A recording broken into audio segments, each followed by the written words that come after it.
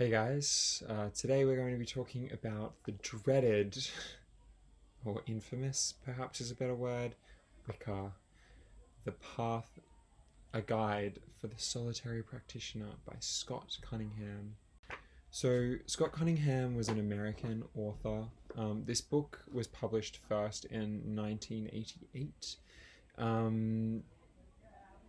And it's one of those books that everyone knows about. A lot of people badmouth it, but I feel like a lot of people haven't read because they say things about it being awful, but then they go and do things that are pretty much exactly from this book.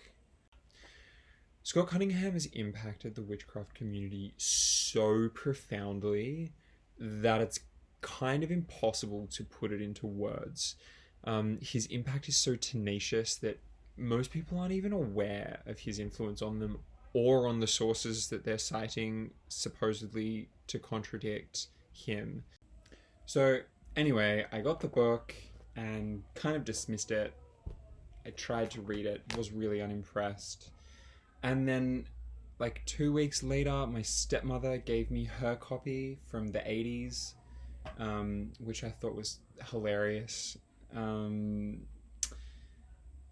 so I thought, I'll give it an actual go. I was living on an island at the time, not obviously Australia, it's like a tiny island. And yeah, so I just kind of tried some things in the book, including the self-dedication, which just seemed like a really theatrical nap. But anyway, so yeah, I mean, I've tried some of the things in this book, but more out of a lack of other things to try. Having reread it for the sake of doing this review, I think maybe I've been a little bit too hard on it. There are some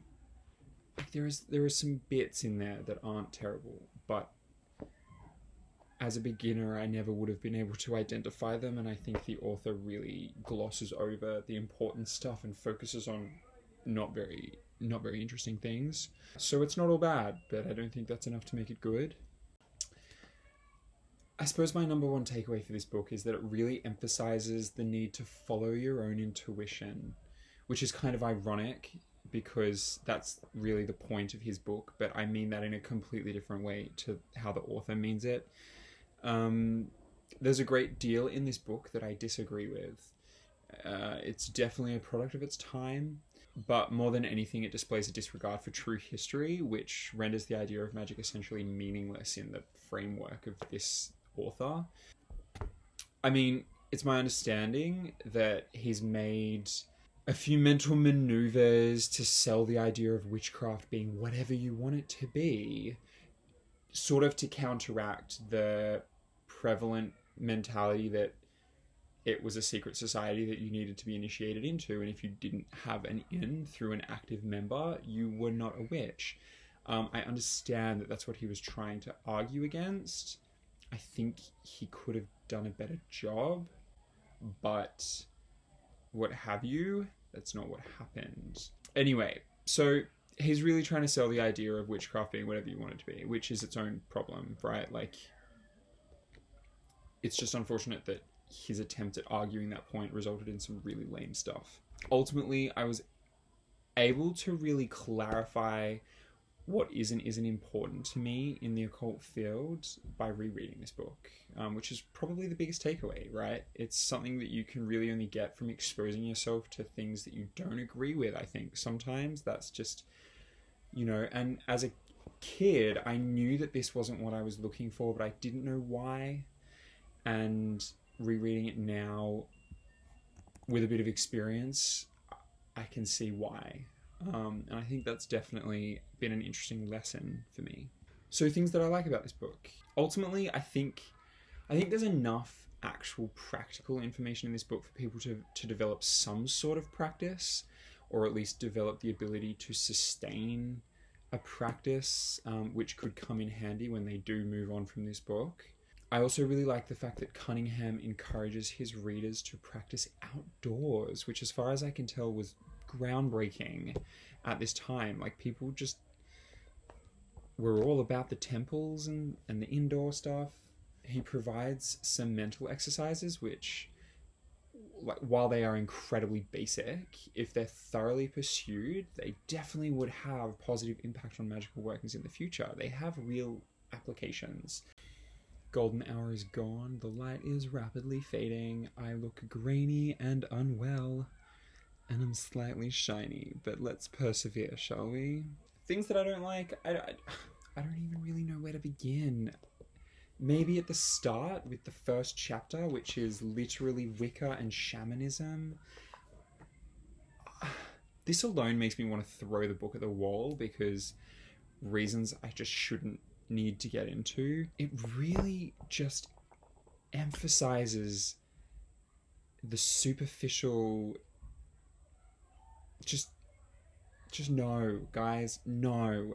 Some of his sentiments seem a little too contradictory. For example, he opens his chapter on tools with a statement about tools being unnecessary, and then moves on to say you're going to accumulate these tools in order to work your craft, and then gives a list of really, really strange ritual implements, including a glass ball, which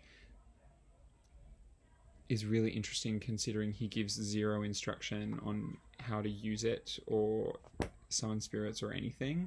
Though, that said, he does say to use mugwort to bathe the glass ball, which I think is pretty cool. He's very much operating within the Murray thesis, and this annoys me so much. His shitty history means that his entire magical system is founded on shifting sand, and he also throws in a heap of stuff about how awful Christians are, which I just find really boring. At various points, he comes across as anti-ceremonial, but this just shows his ignorance at the history and origins of his own system, or the one he's claiming to practice, while literally undermining every action central to that system. Ironically, he also gives a ritual bath recipe directly out of the Key of Solomon, which, I mean, there's just a lot. I mean, I don't want this video to be super negative. I understand that this is a stepping stone for a lot of people, and I think that there are positive things to get out of it.